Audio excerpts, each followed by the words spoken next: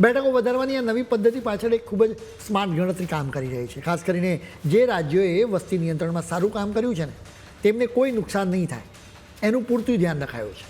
અત્યાર સુધી દક્ષિણ ભારતના રાજ્યો દલીલ કરતા રહે છે કે આઝાદી બાદ ભારત સરકારે વસ્તી નિયંત્રણ પર ભાર મૂક્યો હતો. દક્ષિણ ભારતે એનું બરાબર પાલન કર્યું છે. લોકોને વસ્તી વધારાની અસરો વિશે સમજાવવામાં આવ્યા હતા. લોકો સમજી પણ ગયા હતા.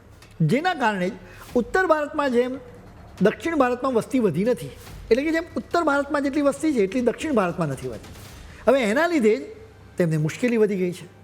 દક્ષિણમાં ચિંતા થવા લાગી કે જો ઉત્તર ભારતમાં ખૂબ વસ્તી વધી એટલે તેમને લોકસભામાં વધારે બેઠકો મળશે, તો બીજી તરફ દક્ષિણ ભારતની એટલી લોકસભાની બેઠકો નહીં વધે. જોકે હવે એનો પણ ઉકેલ લાવવામાં આવશે. બધા રાજ્યોમાં બેઠકો વધારવાની ટકાવારી સમાન જ રહેશે. જોકે વસ્તી વધારા હોવાને કારણે ઉત્તર ભારતના રાજ્યોમાં બેઠકોનો આંકડો મોટો દેખાશે.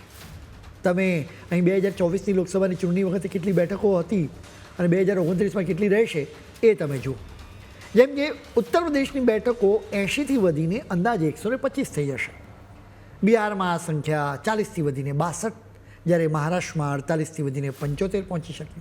આપણા ગુજરાતની વાત કરીએ ને તો બેઠકોની સંખ્યા 26થી વધીને અંદાજે 41 થઈ શકે. આ 850 બેઠકોના નવા મોડલનો સૌથી મોટો ફાયદો એ છે કે તેનાથી મહિલાઓ માટે મેક્સિમમ 283 બેઠકો અનામત રાખવી એકદમ સરળ બની રહેશે. જેના પછી પણ જનરલ અને અન્ય કેટેગરી માટે 567 બેઠકો બાકી રહેશે, જે અત્યારની લોકસભાની કુલ સંખ્યા કરતાં પણ વધારે છે.